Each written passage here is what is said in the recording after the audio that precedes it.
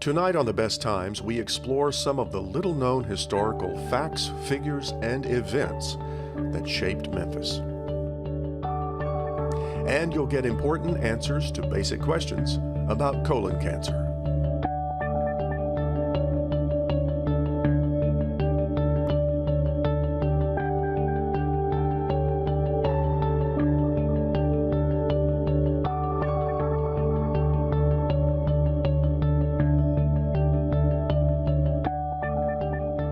Funding for The Best Times is provided by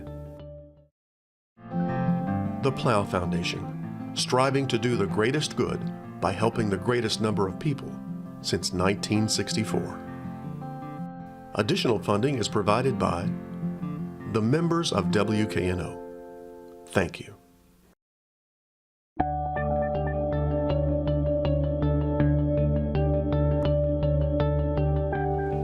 Hello, I'm Chris Hardaway. Welcome to this edition of The Best Times, a series that looks at life after 50.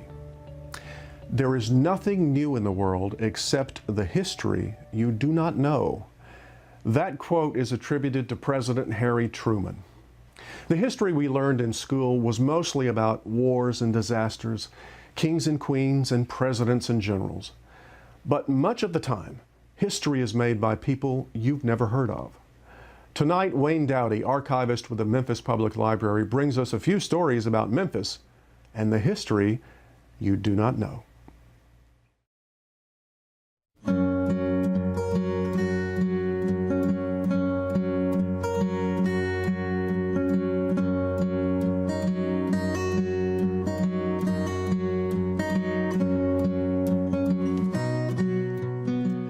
Well, Wayne, I know you've got some stories to tell. The first one is a story that I was not aware of. I had never heard of Mary Morrison, but she was the precursor of Rosa Parks, correct? Indeed she was. Mary Morrison was a washerwoman in Memphis, an African-American, who in 1905 boarded a streetcar in Memphis and refused to sit in the black section. She sat in the white section and refused to move to the back of the streetcar. And we don't know that much about her, unfortunately, except that she was very brave and really laid the foundation for the civil rights movement that was to come 50 years later. Her story galvanized the African-American community in Memphis. The state of Tennessee had just a few months before passed a law, the Hancock Law, requiring segregated seating on public transportation. And an interesting fact about that, the city of Memphis did not want that law to pass. They tried to block it in the legislature, but were unsuccessful. So Nashville as well and Chattanooga were also opposed to it because they believed that it was an undue burden on the locality, and the streetcar companies themselves said, this is going to cost us money. We have to put new signs in. We have to do all these kinds of things. But the law passed. The city and the streetcar company were required to enforce this law, but Mary Morrison was under no obligation, she felt, to follow that law. And so she was promptly arrested, charged with violating the state law. And as I said, this really galvanized the African-American community. A mass meeting was held to protest what had happened to her and also to raise money for her legal defense. And there were two very prominent African-American attorneys in Memphis, Josiah Settle and Benjamin Booth, who agreed to take her case. And they were very clear at the beginning why they were taking this case. They wanted to challenge the law, the segregated law, and they wanted to take it to the state Supreme Court. They figured they would lose in the lower courts, but if they could take it to the state Supreme Court, maybe they could get it overturned.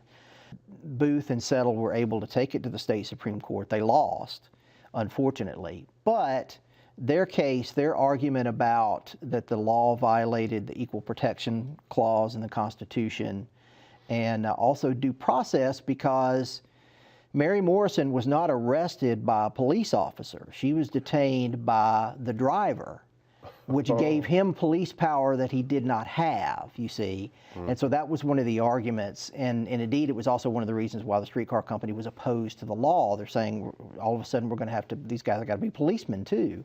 And so in the 1950s, when other African-American lawyers are arguing against segregation at the public library or other institutions in Memphis, they're using some of the same arguments as Booth and Settle, and it's Mary Morrison who started the whole thing. And she fades into history. We don't know what happened to her. Unfortunately, it's a common name. There was only one African-American in 1905 in the city directories named Mary Morrison, but she disappears from the city directories. I don't know what happened to her. I hope she got married and had a happy life, had a good life. She deserved it. She certainly did. Yeah. But she is someone who deserves to be remembered, and hopefully in a small way we're doing that. Now, America is a country of immigrants, of course, and Memphis in this area, we certainly have our share of immigrants who built this city. That's right. Some that you've told me about that surprised me. So talk about the immigrants. That's the thing about Memphis, that in studying the city, we have a tendency to write our history as a white-black story, because we think in terms of that, and because the majority of the population has been white and black. But Memphis, historically, has been an immigrant town. In the 19th century, you had Chinese immigrants living in Memphis. Beale Street was dotted with laundries and a couple of grocery stores owned by Chinese. Many Chinese came to Memphis because they had first settled in Mississippi. Mississippi forced them to send their children to the African-American inferior schools, but Memphis had no such restriction. So Chinese went to the white schools in Memphis. So that to me is a fascinating fact about how we viewed the world.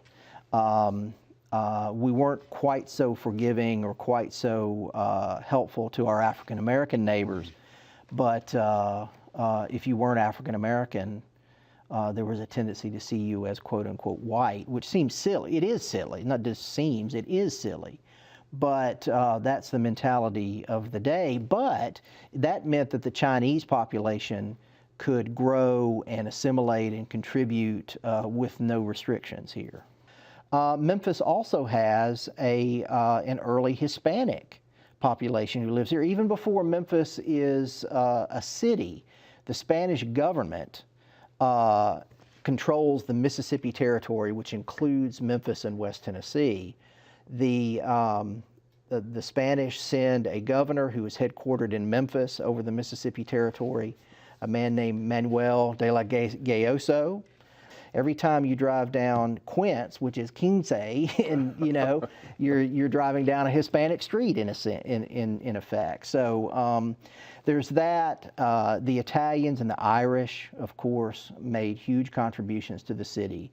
And for me, I think it is a story that we don't talk enough about. I mean, obviously, we've dealt with issues of immigration over the last 20, 25 years when the Hispanic population started to grow, and I think people, and then also a little bit earlier with Catholic Charities bringing in Vietnamese, who have all made contributions to the city. But we think of that as a modern event, but it's actually been going on in Memphis since the beginning. Now let's talk about the story of Hope Brewster. As I just told you, if this had been a screenplay submitted to a Hollywood production company, they would have rejected this as just not believable enough. That is very true. Hope Brewster was a 22-year-old music student, a violinist in Memphis, and in the spring of 1939, she was very frustrated by her lot in life. She really wanted to be a successful concert violinist. So one Sunday night, she's laying in bed and she's tossing and turning and thinking, God, I've got to do something. I've got to get out of this town. I've got to find a way to be more successful. So by the next morning, she had decided that she would take a boat and row it to New Orleans and then make her way to the Virgin Islands. How she thought she was going to get from New Orleans to the Virgin Islands, I'm not sure. But nevertheless, that was her plan. So she takes a streetcar to the riverfront, buys a small skiff boat, and she has one bag that has a couple of shirts in it and some lipstick, and she starts rowing down the Mississippi River. And she doesn't have a compass. She doesn't know. She knows New Orleans is that way. That's about it. And so she just starts rowing. It starts to rain in the early morning.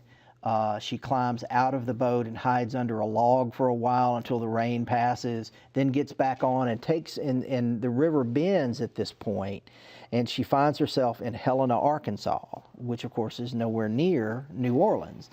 And so she gets out. She is filthy and hungry and tired, and she goes into a cafe, and by this time, she was front page news. So the people in the cafe say, "Hey, aren't you that girl?" And she's like, "Well, yeah, I am." So they call Memphis. She's actually not living with her parents. She's living with a friend and her parents, who were basically her guardians. And they come and get her, and a couple of police officials come too and say, "Hey, you need to come back to Memphis." And she reluctantly agrees. And she thinks, my life is over with. My plan failed. But she gets home, and there's a message from a man named David Rubinoff, who was a very famous classical, not composer, a conductor, who happened to be in Memphis performing. And he saw the news, and he sent her a message, called her home, and said, "If I can ever help you in any way, let me know."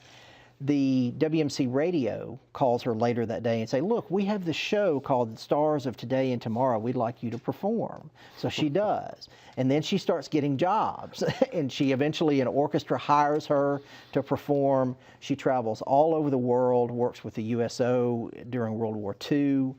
Performing for troops. So she becomes what she wanted to be. And she thought she was a failure, but in effect, her ill-starred journey led to her becoming, at least for a time, a well-known violinist.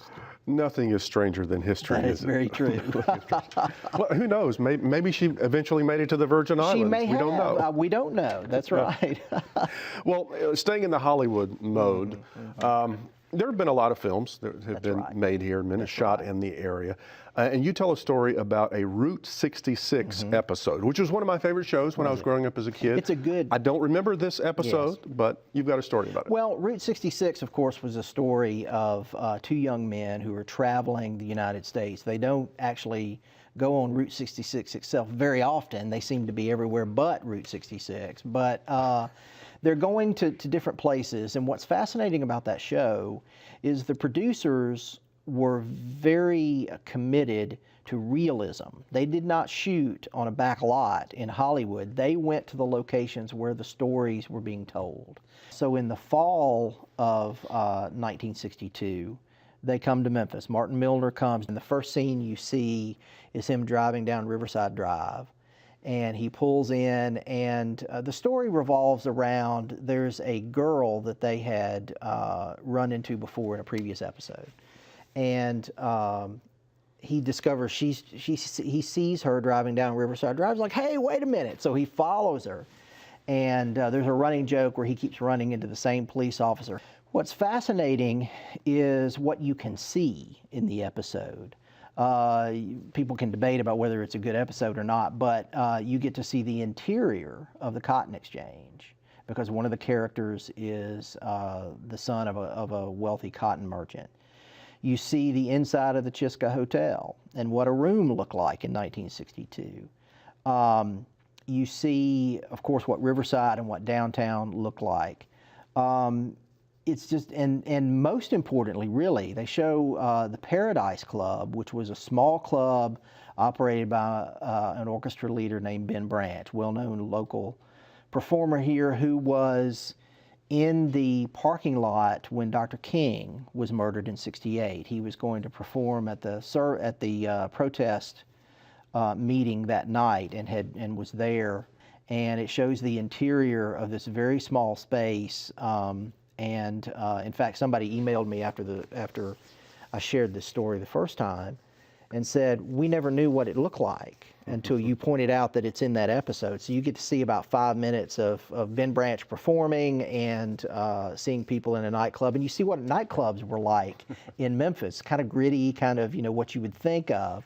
Memphis comes off very, very well. It doesn't poke fun of the city. In fact, it's very reverential towards the city.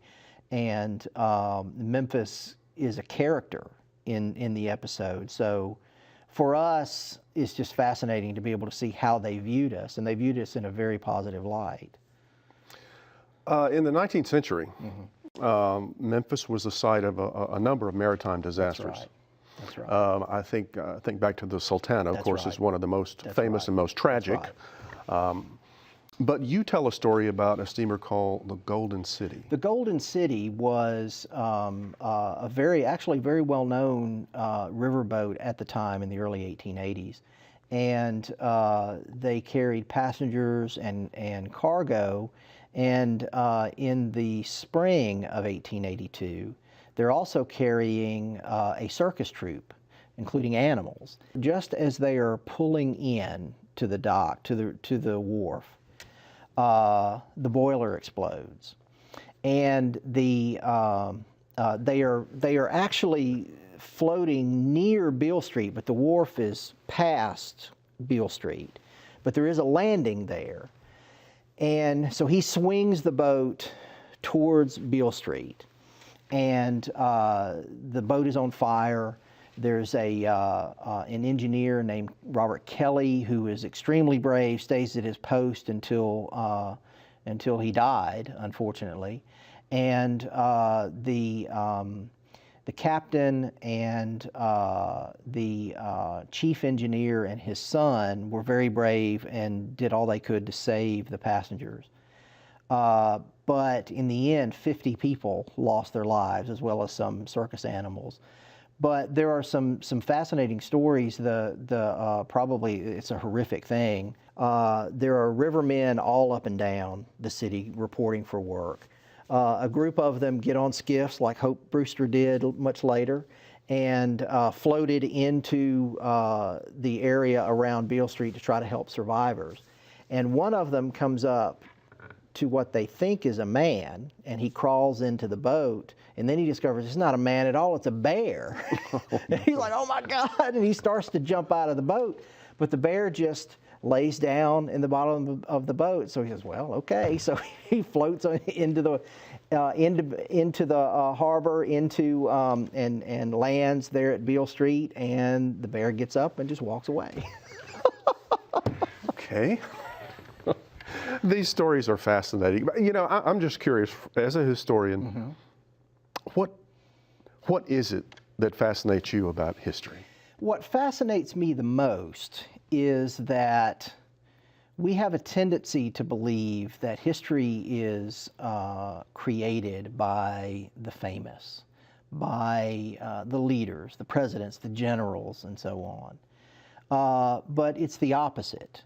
All of us are historical figures. That's what fascinates me, because everybody, every day, makes decisions that impacts history. And so for me, I'm far more interested in the lives of the people who built Memphis and the country and the world than I am the people who led them or say they led them. But we need stories, we need books about, I hate the word ordinary, because there's no such thing as an ordinary person. We're all extraordinary, and that's not a touchy-feely thing. That's a fact. And everybody's story is important. And so trying to tell those stories that people don't see as of famous people is what excites me about history. Well, Wayne, thank you very much for sharing some of these fascinating stories with us on The Best Times. You're welcome. Thank you for having me.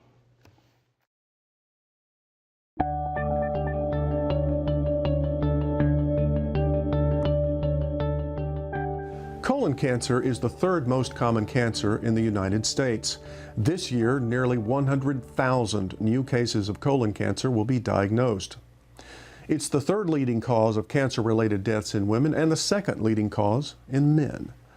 But it's a highly treatable disease if it's diagnosed early. In fact, there are 1 million colon cancer survivors in America today. Let's get some answers to basic questions about colon cancer and you.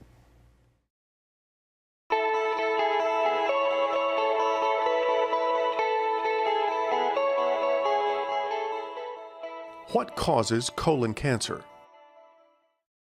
Well, I wish we knew. There is no one specific cause for colon cancer. So most colon cancers are what we call sporadic. That is, they occur without any known risk factors for it. What are the risk factors? Age is probably the single biggest risk factor for developing colon cancer. That's not to say that it can't occur in younger people. In fact, recent research has suggested that there's an increase in the risk of colon cancer in people in their 20s and 30s. We don't really understand why that's happening. But still, age, increasing age, is the major risk factor for colon cancer. What are the symptoms? So the symptoms that we tend to associate with colon cancer and the symptoms that people should be aware of would include bleeding from the rectum or noticing blood when someone goes to the bathroom to have a bowel movement.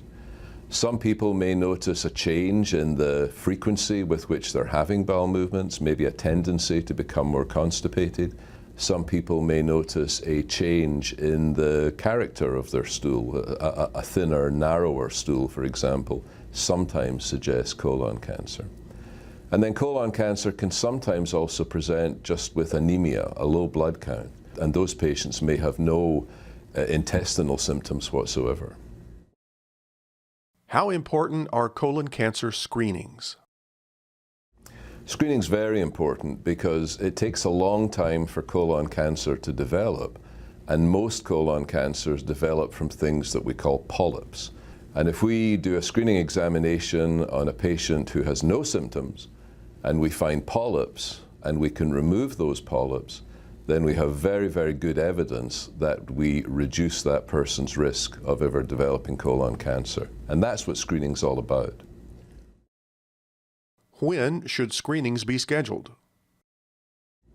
Now, for people who have no gastrointestinal symptoms and no known family history of colon cancer, we consider those people to be at average risk for the development of colon cancer.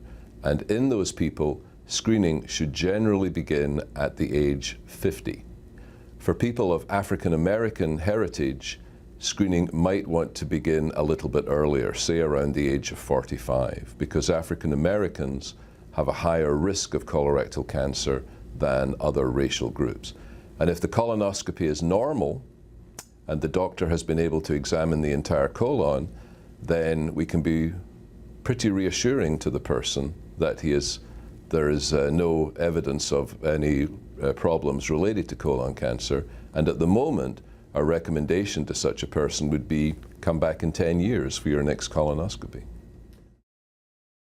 Does gender affect the risk of colon cancer? So women and men are both at risk of colon cancer.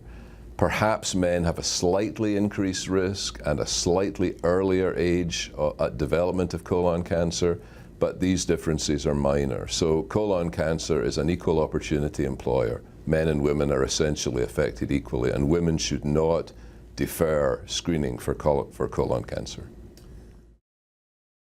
I've heard that a daily dose of aspirin can prevent colon cancer. Is this true?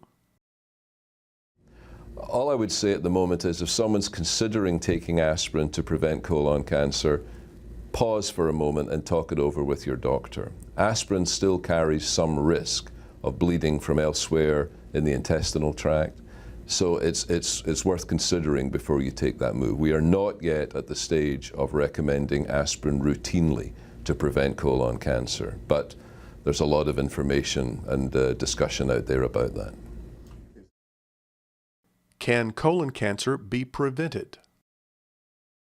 If someone wanted to reduce their own risk of colon cancer, the best evidence that we have at the moment is that they should take a diet that is relatively low in animal fat and in red meat, and that has a lot of fruits and vegetables and whole grains in it.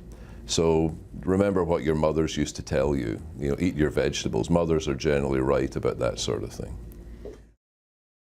How survivable is colon cancer? Well, if caught early, it's very survivable. So colon cancer is something that can be treated. In some patients, it can be cured. But to go back to your last point, the earlier the better. So the earlier we can diagnose it, the earlier we can get ahead and treat it, and the greater is the chance of the patient being cured of it. For more answers to your questions about colon cancer, go to the website of the American Cancer Society. Want more information about life after 50? Go online to watch more shows and find more resources. And send us your feedback and story ideas to besttimes@wkno.org. That's all for this edition of The Best Times. Please join us next week for more stories about life after 50. Until then, I'm Chris Hardaway. Thanks for watching. Good night. Funding for The Best Times is provided by the Plow Foundation, striving to do the greatest good by helping the greatest number of people since 1964. Additional funding is provided by the members of WKNO. Thank you.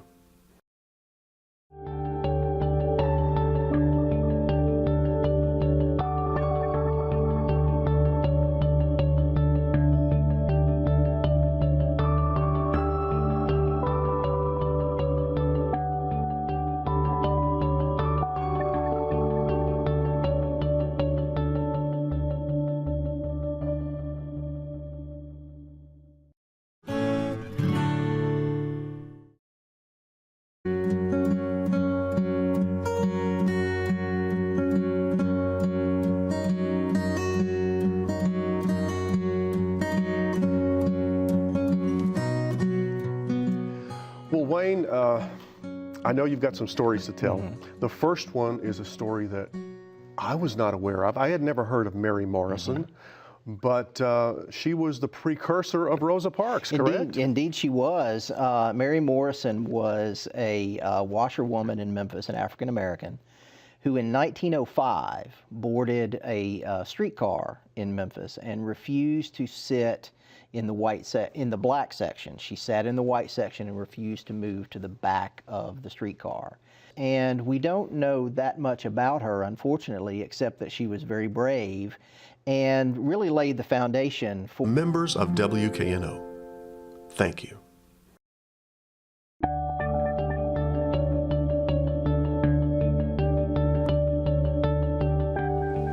Hello, I'm Chris Hardaway. Welcome to this edition of The Best Times, a series that looks at life after 50.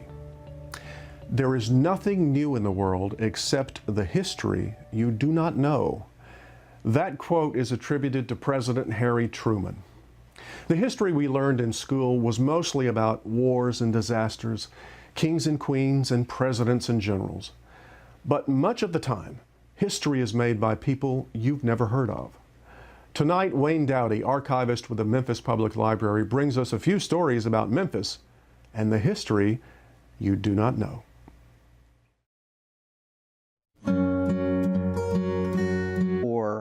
So the civil rights movement that was to come 50 years later.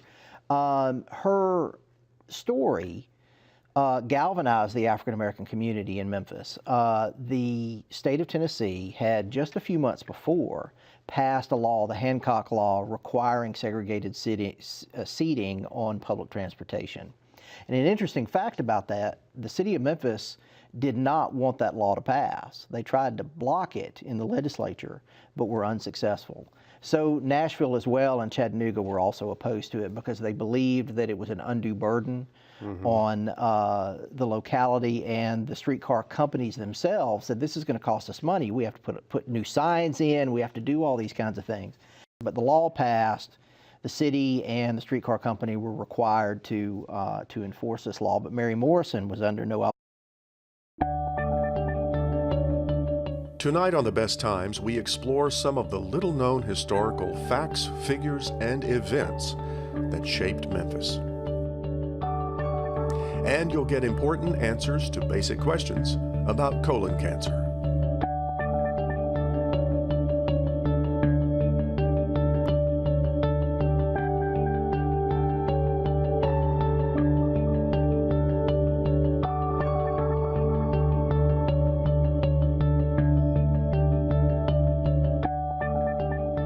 Funding for the Best Times is provided by the Plow Foundation, striving to do the greatest good by helping the greatest number of people since 1964. Additional funding is provided by the obligation she felt to follow that law. And so she was promptly arrested, charged with violating the state law. And as I said, this really galvanized the African American community. A mass meeting was held to protest what had happened to her and also to raise money for her legal defense. And there were two very prominent African American attorneys in Memphis, Josiah Settle and Benjamin Booth, who agreed to take her case. And they were very clear at the beginning why they were taking this case. They wanted to challenge the law, the segregated law, and they wanted to take it to the state Supreme Court. They figured they would lose in the lower courts, but if they could take it to the state Supreme Court, maybe they could get it overturned. Booth and Settle were able to take it to the state Supreme Court. They lost, unfortunately.